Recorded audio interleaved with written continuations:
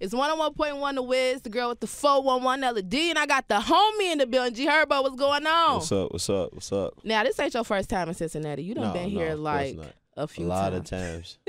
Who you know from Cincinnati? You rock with AB? Yeah, AB, that's my homie, man. That's who I really tap in with when I come out here. But sure, he ain't put you on. Did he put you on anything in Cincinnati or not? No, I be chilling, man. I come in, get in, do what I gotta do, get up out of it. And get up out. That's what I was talking about. Now you got the new project out, Herbo with Southside. And I feel like this production is so dope. Thank you. Like the every beat sound just lit. So what made y'all decide to link up?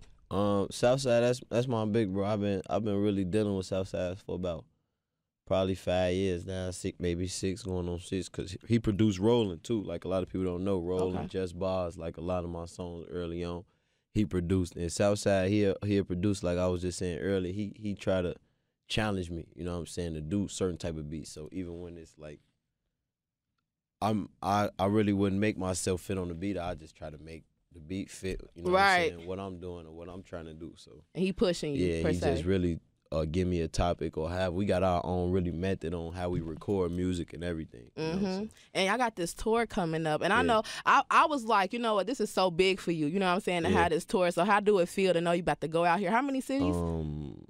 28 right now. That's I think. A lot. They still adding them though. Every day they adding them. It feel good. I'm excited. This is my second tour that I'm headlining myself. You know, so I'm real excited and. We selling out. The tickets selling real good. You know what I'm saying? We doing real good, big venues and my main market. So a lot of my fans gonna really get to see me. You know, a lot of new fans that I just got gonna get to see me. My main focus is just getting them a real production. You know, like I gotta really get on top of my rehearsals and really make sure putting on a show. Yeah. Putting on the show. Now, how you juggling all this with being a daddy? Like, cause it gotta be a lot. Yeah, it's a little tough, man, but I got it. You know what I'm saying? I still talk to my son every day. You know, see my son every day, and he know his daddy is. He hear my voice, and I'm doing everything really so I could secure a future for me and him. You know what I'm saying? Mainly him though. You know, and the time when he really need me, and he could say, "Daddy, I need you right here." I want to be able to be like, "All right, I'm gonna be right here where you at." So exactly. That's why I am doing this right now. You know what I'm saying? So I just know the sacrifice that I'm making in the long run. So. Yeah, it's hard, but I'm making it easy. Yeah, you make it look easy, and I don't think people know like how much work it takes to be an artist. A lot of people think like, oh, being an artist is so fun, but they don't know like you having time away from. You got to make fun of it if you love it. You know what I'm saying? Like I really love music and what I'm doing. I made fun of it, but it all really happened naturally. You know what I'm saying? Like it's a lot of sacrifice, a lot of hard work, a lot of broken hearts in the midst of it. You know what I'm saying? Like a lot of failure. Everything come with this. You know, so you got to understand what you in too and know like, all right, this the decision I'm making and I'm gonna go full force with this. You know, like for the time when I really made a decision, like, all right, I'm gonna put 100% of my focus in music. Is when I really started to reap the benefits. You know what I'm saying? Like, cause I was still in the streets doing music. I wasn't 100% focused on music. You know, so.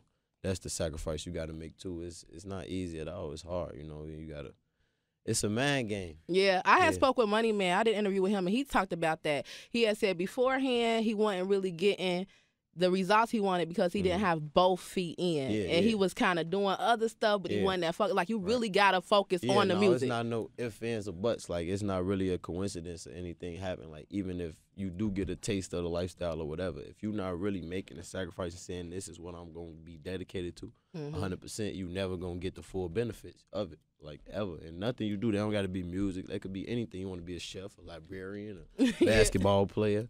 Whatever, if you don't put 100% of your focus into that, you're not gonna reap the benefits of it, you know. And I learned that firsthand. Like I had songs with Nicki Minaj and everything. I was still in the streets, you know, and I wasn't seeing nothing, no money, nothing. Like, you feel me? I was seeing money, but it wasn't really money like that I was supposed. I don't got a song with Nicki Minaj right now that's buzzing, and I'm seeing way more money than I was when I had that song with her. It's all about what you put in. Now, speaking of Nicki, you had always said like that she kind of really was one of the ones that really helped you in the beginning of your career. So what's your take on everything that's going on between Nicki Minaj and Cardi B? I don't really intake on any of it. You know what I'm saying? I respect both of them. I love Nicki. You know what I'm saying? I love Nicki. I love what she doing, everything she doing. I love what Cardi doing, everything that she doing. You know. So. Do you think that they kind of in the industry, when it come to female rappers, they make it like one got to be the best. It can't be two hot ones. They kind of, you know, they always do that, but that's what I like about what music is today. Like as far as us rappers, like me and our peers, like my brother was just saying, like that's why I mess with like how music is right now, because all the shorties that's lit rocking with each other. You know what I'm saying? Like everybody I'm messing with. The Gunners, Kodaks, everybody, like, you know what I'm saying? You really try to tap in with everybody and pay homage, you know what I'm saying? So that's what it's all about. There's so much money out here nowadays. Like rap is making way more money than it was 10, 20 years ago. So it's enough money for us to be able to embrace each other and get it together, you know what I'm saying? So it don't got to be no one king, or, you know, in Great Britain or Africa or whatever, it was never one king. It was always many kings of many villages and many empires. So just...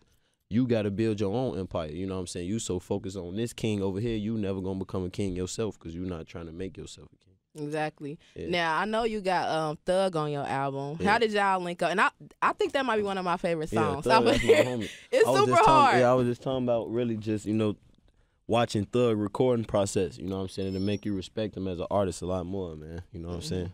Yeah, Thug hard. That's my boy. Super dope. All right. And I seen on Instagram you definitely had sent your condolences to Mac Miller and everything like that. What's your take? It seemed like in the rap game, it's cool to do drugs. That's what they kind of make it seem like. Doing drugs ain't that big of a deal. We all do it. But when you start seeing like young rap, only 26 and passing away, how does that like affect the industry and affect you? It affect the industry. Just, you got to really spread awareness. You know what I'm saying? Like even with, when I was like all the way into doing drugs or whatever, you know what I'm saying? And like you gotta understand what people going through, what make them do drugs. And I always said drugs was bad for me. You go back to my songs, I always said I could die off drinking lean, I could die off all the pills that I always said that, you know what I'm saying? So you gotta understand what you into already, you know what I'm saying?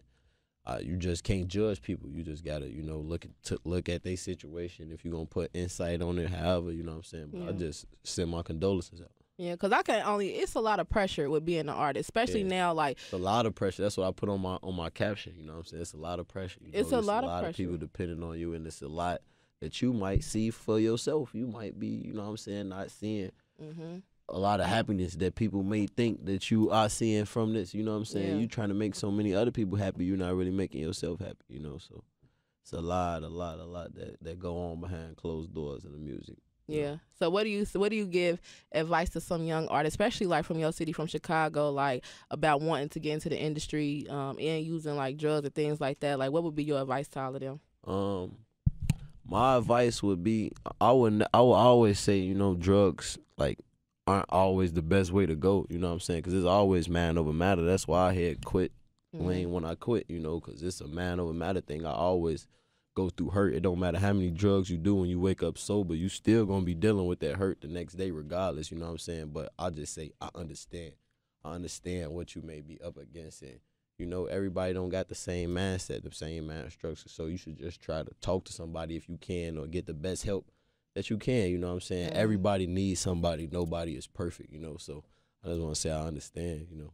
Facts. All right. Well, thank you so much for coming and talk to me today. This was a nice little talk we had. Yeah, for sure. Let them know where to get the Swerve Up Project at. You can go get it everywhere. It's streaming on all platforms, you know what I'm saying? And all my videos on my Instagram at No Limit Herbo, my Twitter at G Herbo, you know. Yeah, and the tickets for the shout out to the lady with the 411. Hey, thank you. And the tickets for the concert. The tickets on gherbo.com, you know what I'm saying? www.gherbo.com. Swerve season, you know what I'm saying? The first date is October 16th, and tickets selling right now, so go get them. All right, for sure. Well, thank you so much. I wish you the best with everything that you got going. Keep doing your thing. All right.